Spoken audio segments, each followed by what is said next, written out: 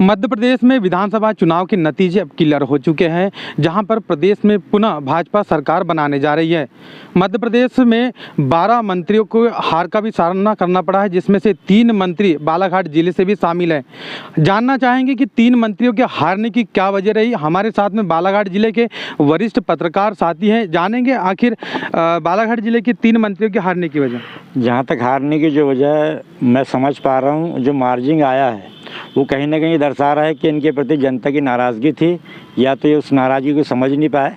इस वजह से बहुत लंबा मार्जिन है, 25,000 30,000 की जो मार्जिन है वो ये दर्शाती है कि कहीं ना कहीं मंत्रियों के प्रति जनता में नाराज़गी थी, और उसका परिणाम हमने देखा चुनाव परिणाम के रूप में।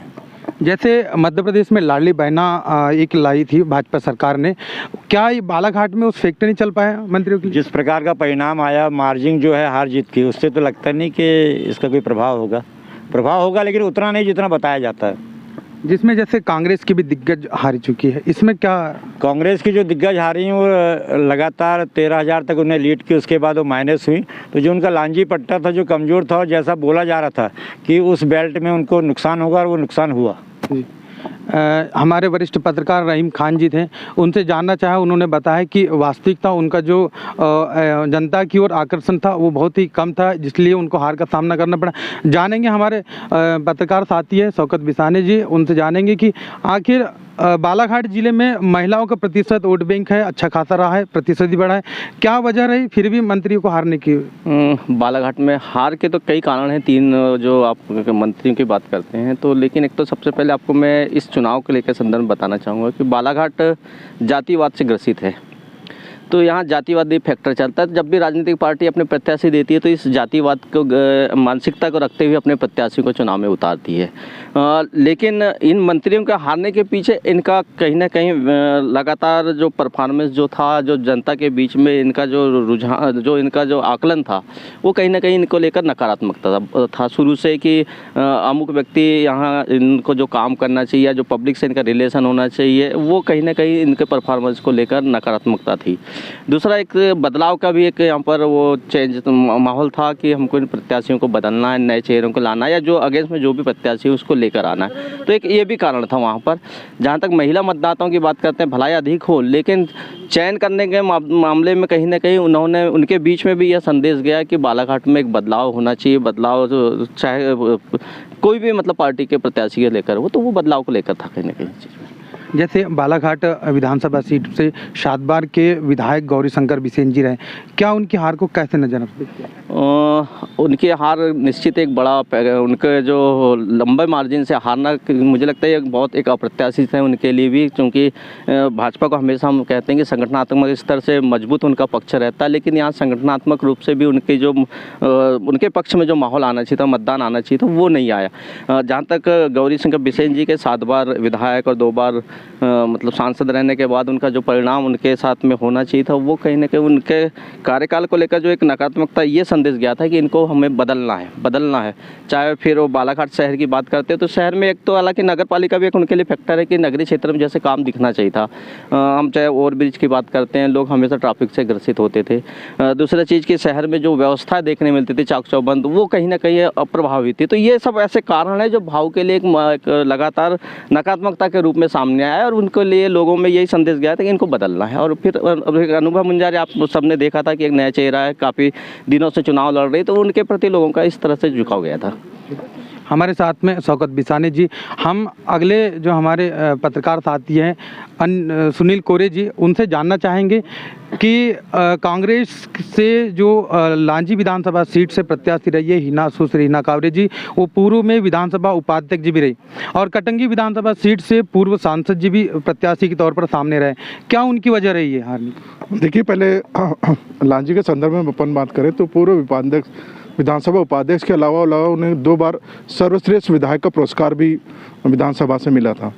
लेकिन हिना जी के हारने का, वैसे वो ज़्यादा मतों से नहीं हारी है, लेकिन हारने का सबसे बड़ा एक जो कारण था कि उनकी जो कनेक्टिविटी मतदाताओं से थी, या मतदाता आम जनता के प्रतिनिधि जो मीडिया लोग थी, उनसे कनेक्टिविटी कहीं ना कहीं बाईपास के रूप में हमको उनके पास जाना पड़ता था कि उनसे डायरेक्ट कनेक्टिविटी लोगों की नहीं थी।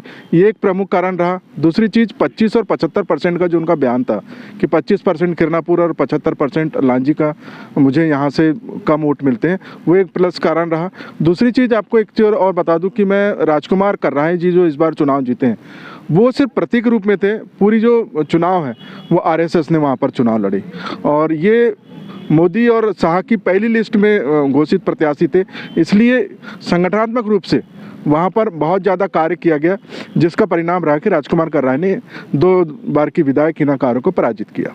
तो कटंगी विधानसभा सीट चूँकि पूर्व सांसद बोध सिंह भगत जी नए इसमें आए हुए थे, क्या कांग्रेस में आए थे, और वहाँ कांग्रेस में लंबे समय से कार्य कर रही केसर बिसेन और प्रशांत मेश्राम जी हैं, वो दोनों संघर्ष रहते टिकट के लिए वो थे।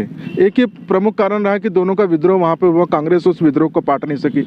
दूसरी चीज़, गौरव पारदी लंबे समय से कटंगी क्षेत्र में सामाजिक कार्य कर रहे थे, समाज सेवा के रूप में अलग अलग जगह में वो आते जाते रहते थे, इसलिए उनकी कनेक्टिविटी बेहतर थी।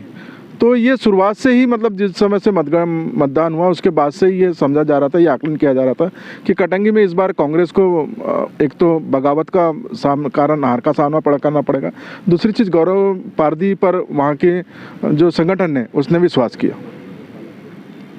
बालाघाट विधानसभा की अब क्या नज़र से देखते हैं? बालाघाट विधानसभा में एक ही व्यक्ति का लगातार 8वीं बार विधायक के लिए आना, चेहरा नहीं बदलना और लगातार लालबर्रा में ले तो अतिक्रमण एक बहुत बड़ा मुद्दा था।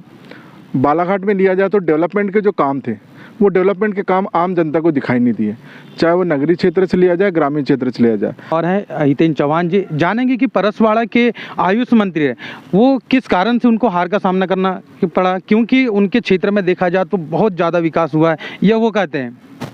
आपने बहुत अच्छा सवाल किया पंकज जी। अगर अपन विधानसभा का अगर रिकॉर्ड देखें, अगर पिछला पूरा रिकॉर्ड देखें इतने साल से जब से चुनाव हो रहे तब से, तो जो परसवाड़ा में पूर्व सांसद जो कंकर मुजारी जी थे, है ना, ये हमेशा तय करते थे कि वहाँ बीजेपी जीतेंगी, कांग्रेस जीतेंगी या गोंडवाना। 2018 का भी चुनाव आप देख लीजिए, कंकर मुजारी जी जो है वो हमेशा 25,000 से अधिक जो वो थे वोट लेते थे, लेकिन इस बार ऐसा नहीं हो पाया। 23 के चुनाव में उनका वोट का मार्जिन बहुत ज़्यादा कम था। इस वजह से मेरा ये मानना है कि जो आयुष मंत्री रामकिशोर कावरे है वो परसवाड़ा से चुनाव हारे हैं। और एक सवाल और किया था थोड़ी देर पहले आपने लाडली बहना योजना का, है ना, तो लाडली बहना योजना का उतना असर बालाघाट में तो देखने नहीं मिला, लेकिन प्रदेश की सभी सीटों में भाजपा ने बढ़त ली है, अच्छी खासी मार्जिन से उनके विधायक जीते हैं। तो मुझे ये लगता है कि अपने महाकौशल का जो क्षेत्र है यहाँ पे लाडली बहना योजना का उतना असर दिखाई नहीं दिया, लेकिन प्रदेश के अन्य जिलों में इसका अच्छा खासा असर था और इसी वजह से जो है बीजेपी ने एक बार फिर मध्य प्रदेश में अपनी सरकार बनाई है। ये 2 मंत्री जो है बालाघाट और वाराणसी के भी है, इनके भी हार का सामना किस तरह से रहा इनका? देखिए, बालाघाट में ना एक बदलाव की आंधी चल रही थी शुरू से। 8 बार के 7 बार के विधायक थे गौरीशंकर बिसेन जी, काफ़ी सीनियर लीडर है मध्य प्रदेश के। उनके चुनाव का हारने का कारण मुझे तो ये लगता है कि बालाघाट जिले की जनता, बालाघाट विधानसभा की जो जनता है इस बार बदलाव चाहती थी और इस बदलाव की आंधी में जो है ये यहाँ पे परिवर्तन हुआ है और श्रीमती अनुभा मुंजारे जो है चुनाव जीती है भारी मतों से। हमारे साथ में जो है अमलेश बंजारी जी पत्रकार साथी, जानेंगे कि बालाघाट जिले में जो है 4 विधानसभा सीट पर कांग्रेस रही है और 2 विधानसभा सीट पर जो है भाजपा ने जीत पाई है। क्या वजह रही जो प्रदेश में पूर्ण बहुमत से जो है भाजपा ने सरकार बनाने जा रही है, लेकिन कांग्रेस में क्या फैक्टर नहीं चल पाया जिससे बीजेपी जो है अधिक सीट नहीं ले पाई? देखो, सभी सीटों का अलग अलग फैक्टर्स है, किसी भी सीट पर एक जैसा फैक्टर नहीं है। बालाघाट सीट की बात करें तो यहाँ पे एक चेहरे से ऊब गए थे लोग, ये फैक्टर देखने मिला यहाँ पर, क्योंकि लंबे समय से वो इसी विधानसभा से जीतते आ रहे थे। जो वर्तमान मंत्री थे गौरीशंकर बिसेन, तो उनके खिलाफ एक फैक्टर, उनके चेहरे के खिलाफ में लोगों ने वोट किए। लाडली बहना का फैक्टर कम ज़्यादा हर सीटों पर देखने मिला है, प्रदेश में भी देखने मिला है, ज़िले में भी देखने मिला है। अगर ऐसा नहीं होता तो वोट परसेंटेज जो है या वोट है वो बढ़ता नहीं। बीजेपी का भी वोट बढ़ा है, हर सीट पर बढ़ा है, मतलब जो भी 5,000-7,000 के बीच में जो भी वोट बढ़ा है वो कहीं ना कहीं यही कारण था कि बीजेपी को वोट तो बढ़ा लीडिंग बढ़ी, लेकिन वो जीत की मार्जिन तक नहीं पहुंच पाया। और जो विरोध था वो इतना उग्र था बालाघाट ज़िले में बालाघाट सीट पर तो उसके वजह से ये देखने मिला कि जो अनुभा मुजारे थी कांग्रेस की, उन्होंने एक तरफा यहाँ पे जीत हासिल की। चाहे शहरी क्षेत्र हो चाहे फिर ग्रामीण क्षेत्र हो, ग्रामीण क्षेत्रों में तो ये आकलन किया जा रहा था कि क्षेत्र क्रमांक 21 से गौरी भाऊ कम से कम 4 से 5 हज़ार की लीड बनाएंगे, लेकिन वो लीड भी वहाँ पर नहीं बना पाए।